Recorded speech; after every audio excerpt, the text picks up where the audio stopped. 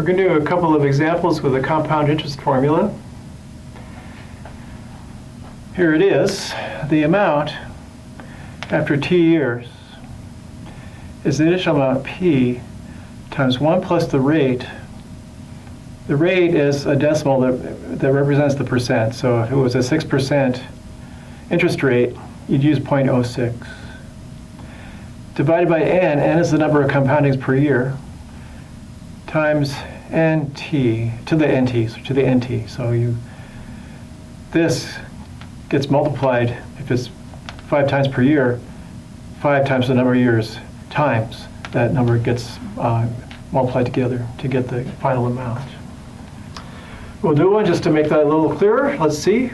We have $50 deposited for 3 years at 6% interest, compounded monthly. The amount should be $50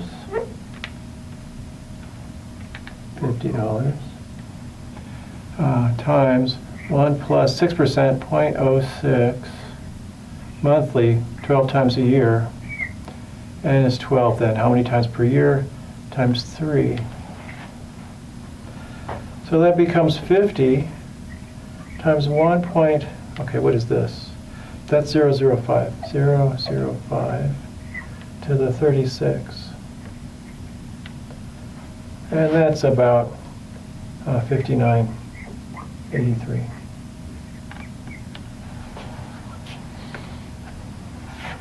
So $50 at 6% compounded monthly in 3 years becomes almost $60.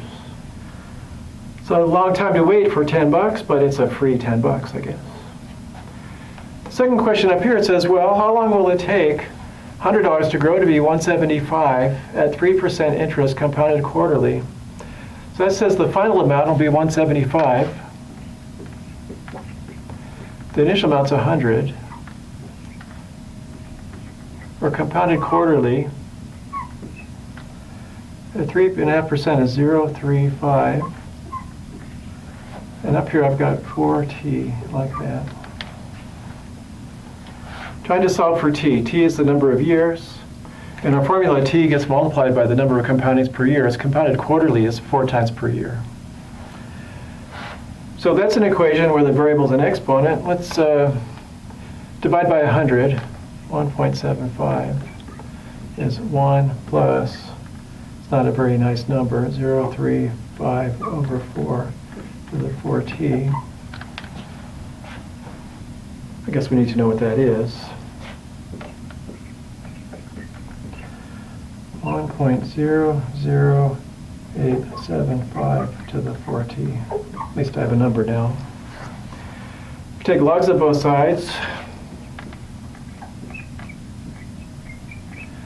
and we're going to use the exponent rule, so we'll get 4t times log 1.00875, like that. Once we take logs of both sides and use the exponent rule. And we're going to solve that for t.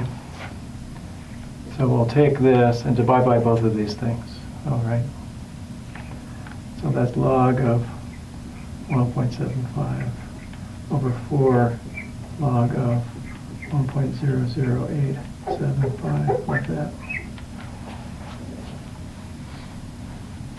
Okay, and then you just put that in your calculator.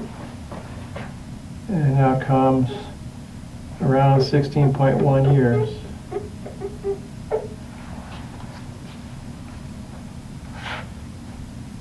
%. Takes a while to grow. Well, that's a pretty big growth from 100 to 175. It only takes 16 years. I think I'd probably spend the $100 in that 16 years, but if you can just put it in the bank and not look at it, you can get money from interest compounding in your bank account. We'll be looking at some more examples coming up in a minute, and I'll see you then.